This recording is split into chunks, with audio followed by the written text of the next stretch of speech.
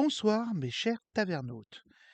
Eh bien écoutez, ce soir donc ce seront donc les réponses aux 2 quiz que je vous ai proposés.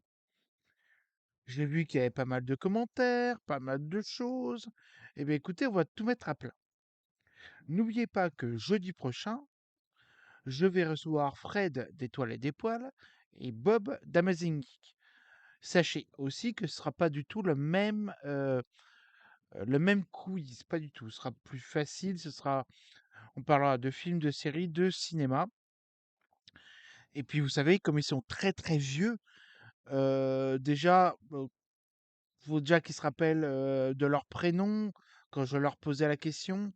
Donc vous voyez, ça risque aussi d'être très dur, donc ce seront des questions faciles. Bref, de plaisanterie, je vous ai préparé un quiz super sympa et je pense que les deux protagonistes vont être très contents des questions que je vais leur soumettre. Bref, pardon. Nous allons commencer par le premier quiz. Comme vous savez, le premier quiz, en fait, enfin, mon idée était effectivement de découvrir le super vilain, mais aussi, dans les 6 questions que je posais, de savoir à quoi je faisais référence. Donc, en fait, finalement, il y avait 6 questions, tout simplement. C'est comme ça qu'il faut le comprendre. Pour celle de, donc, c'est Feu du Soleil hein, qu'il fallait trouver. Donc, dans le premier quiz. Et quand je dis je serais né sur les pentes fumantes d'une montagne volcanique, si vous tapez sur internet, vous tapez feu du soleil dragon, vous avez la solution. Mais par contre, le feu du soleil, lui, s'écrit Soleyl. Et en fait, c'est un dragon dont l'œuf aurait éclos sur les pentes fumantes d'une montagne volcanique. Ce qui fait aussi référence au mont Fuji, au Japon, donc. J'aurais été tué par mon symbole pour ne pas avoir écouté mon père alors que nous étions déchus. Tout simplement, feu du soleil a comme symbole le soleil. Et là, je faisais référence à la mythologie grecque, Icare et son père Dédale, qui ont été emprisonnés dans le labyrinthe du Minotaure. Et Icare, comme vous le savez, euh, enfin, plutôt son père a confectionné des ailes avec de la cire, etc. Et Icare, en fait, a volé trop près du soleil et il a chu. Voilà. Je suis l'Apocalypse guerrier. Oui, parce que Feu du Soleil a fait partie des 4 cavaliers de l'Apocalypse dans l'univers Marvel et il avait le rôle de Famine. Mes pouvoirs viennent d'une tragédie d'un oiseau porteur de mort. Oui, car là, je fais référence à Hiroshima, car c'est de là que viennent ces pouvoirs. Je vais vous montrer. Hop, non, c'est dans. Attendez, est-ce que c'est non, c'est peut-être pas dans celui-là. Ou ah ben non, ah ben je l'ai pas emmené, c'est pas grave. Et donc en fait, c'est dans une aventure des X-Men, on voit que Feu du Soleil finalement tire ses pouvoirs de la radioactivité de cette bombe qui a contaminé pardon, sa mère. C'est de cela dont je faisais référence. Après, je m'aperçois que j'ai tout bon, c'est pas grave. Ensuite, et quand je parle de l'oiseau porteur de mort, je fais référence aussi à la question suivante. Je suis une chanson orchestrée dans de sombres manœuvres. Sachez que, pour les plus jeunes d'entre vous, vous ne connaissez pas, je fais référence au groupe qui a été très connu dans les années 80 qui s'appelait Orchestral Manœuvre in the Dark. Et eux ont chanté Enola Gay. Enola Gay est le nom de l'avion porteur de la bombe atomique qui a chu sur Hiroshima. Donc vous voyez, tout s'imbrique. Oiseau porteur de mort, la chanson chantée par OMD, Orchestral Man in the Dark. Vous voyez, c'est vraiment tout logique. Ensuite, peut-être plus difficile, peut-être les plus historiens d'entre vous.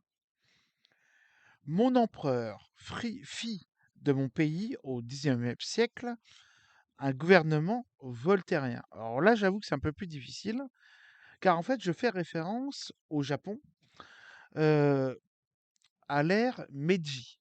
Meiji, M-E-I-G-J-I, pardon. L'ère Meiji, si vous voulez, qui a, je crois, commencé en... attendez. Oui, 1868-1912, à peu près, c'est la période.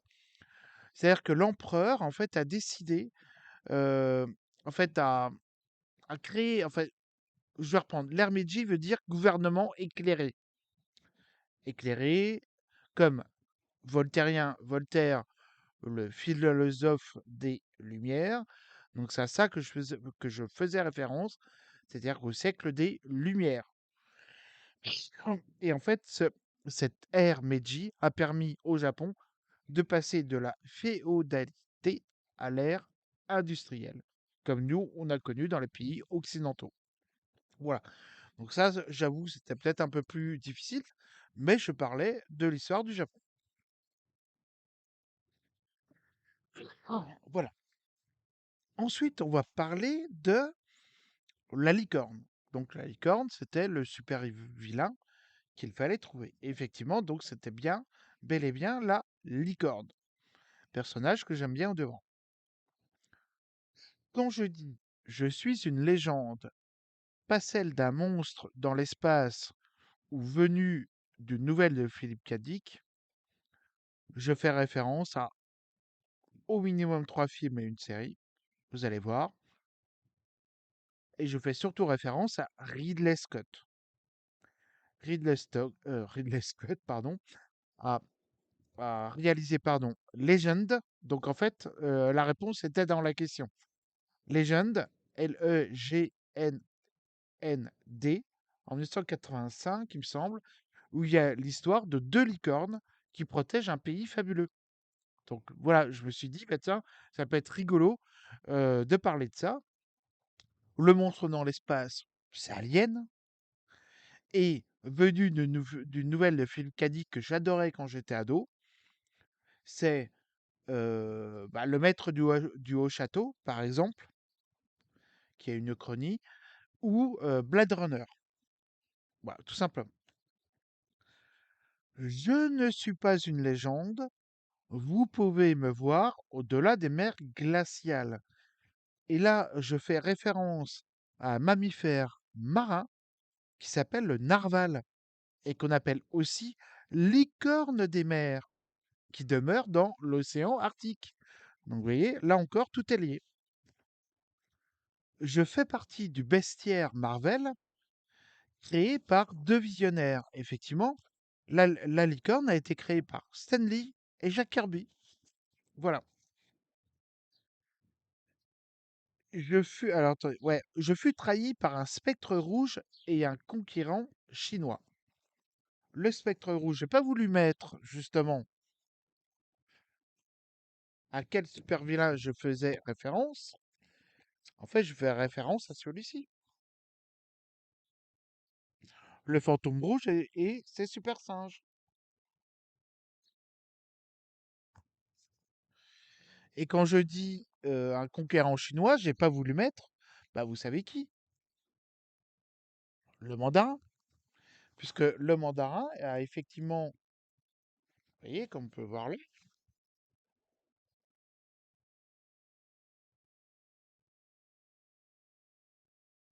a donc combattu Ultimo et enfin pas dans cette histoire-là, mais enfin voilà, il y avait le mandarin. Ensuite, j'ai combattu des mutants pour le compte d'un comte. Je faisais référence à une histoire des X-Men dans laquelle le comte Nefaria va recruter l'épouvantail, l'anguille et d'autres, et dont la licorne. Voilà. Je me suis perdu dans ma folie et je pars rejoindre l'autre au fond de la mer. Comme vous le savez peut-être, la licorne, en fait, a reçu énormément de rayons hyper activateurs, etc., pour doubler, voire même tripler sa force. Il en est résulté une dégénérescence cellulaire qui va en fait le mener à sa perte. En fait, il meurt d'un cancer, en fait, tout simplement. Et il devient fou par la suite. Et lors du combat, justement, avec le mandarin, il y a eu en fait un transfert de cerveau entre le mandarin et Feu de Soleil, mais ça, je vous en parlerai après. Le mandarin va reprendre son esprit, on va dire. Et donc, effectivement, la base du mandarin va exploser et la licorne va être rejetée dans les eaux euh, de mer de Chine, etc. Et il va être récupéré par l'autre. Et l'autre, je vais chercher, je vais essayer de vous trouver ça. Voilà, c'est expliqué dans le Strange 117. Hop, hop là. Vous voyez, en fait, on voit en fait tout ça.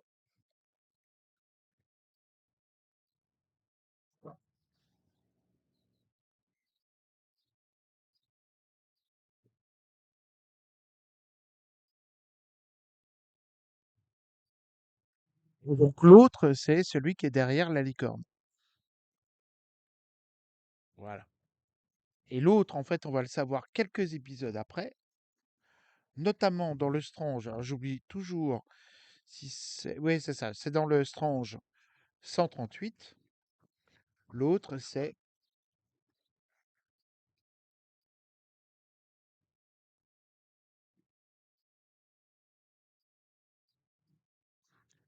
l'homme de titanium.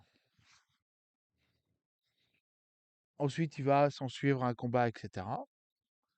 Et effectivement, dans le Strange 158, la licorne va être réveillée et va rechercher l'autre qu'il considère plus ou moins dans sa folie comme son père.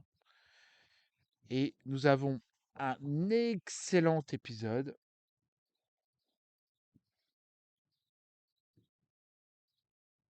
Je crois que c'est un des meilleurs consacrés à la licorne. Le scénariste, c'est David Michelini, dessinateur John Romita Junior, et l'encreur, c'est Green, Stone et Layton. Encore Layton. Et c'est un magnifique, enfin, je trouve c'est une tragédie.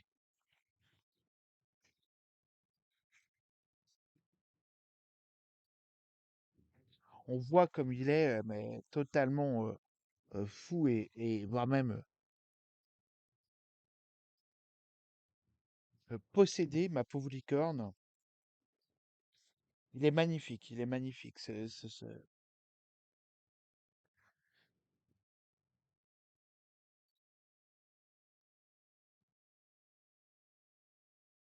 Et en fait, la licorne, elle est quand même méga puissante, hein, attention, hein.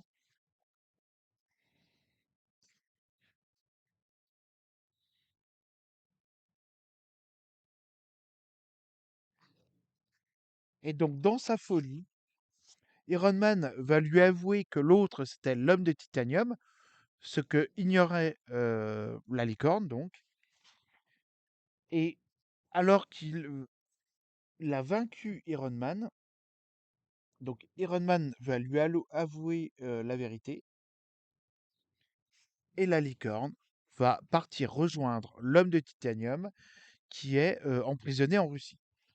Et comme vous voyez, bah, il va décider de partir, le rejoindre, et sa folie va s'arrêter là. Puisque finalement, bah, hop, pardon,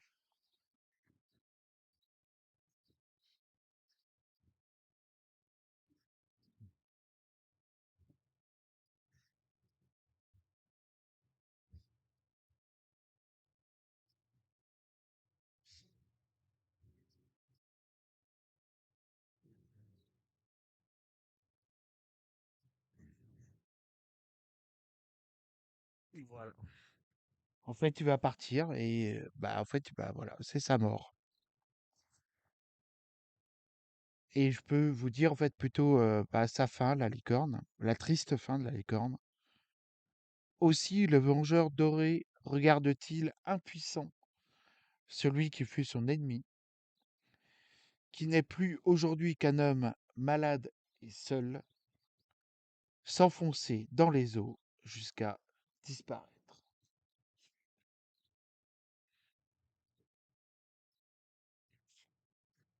Voilà. Eh bien, écoutez, j'espère que j'ai répondu à toutes vos interrogations. Je prépare d'autres quiz, donc dites-moi si vraiment ce nouveau format vous intéresse, un truc comme ça, ou j'avoue que je m'éclate bien à le faire. Mais bon, si vous dites, bah non, en fait, c'est nul, c'est chiant, et retourne chez toi, bah écoutez, hein, je me plierai au groupe. En tout cas, j'ai l'impression quand même que ça vous a intéressé, voire interloqué. Voilà. C'était ça en fait qu'il fallait comprendre. J'ai peut-être pas été assez précis, peut-être. Je ne sais. Mais en tout cas, voilà. Donc, ce sont les réponses aux deux quiz. Donc, moi, bah écoutez, donc je vous dis donc demain pour les Stranges, hein. Donc là, sera Strange 101 à 105, forcément. Et donc, jeudi prochain, la soirée quiz avec Fred d'Étoiles et des Poils et Amazing Geek. Normalement, voilà. Et ensuite, je ferai aussi une émission que j'oublie pas, donc sur l'autisme avec Taiki Sensei de la chaîne YouTube Taiki Sensei et Joachim. Et je ferai aussi euh, une émission avec Alexandre Letren, journaliste pour la loi des séries, et Alain Carazé qui vont venir le 8, le 8 juillet, hein, sur la question l'adaptation des séries au cinéma. Je crois que j'ai rien oublié. Voilà. Mais écoutez, en tout cas, moi, je vous souhaite donc une très bonne soirée. Je vous dis donc à demain. Et je vous dis donc à bientôt, mes chers tabernautes. Et vous savez où? Ah ouais? À la taverne de Ligue, bien sûr.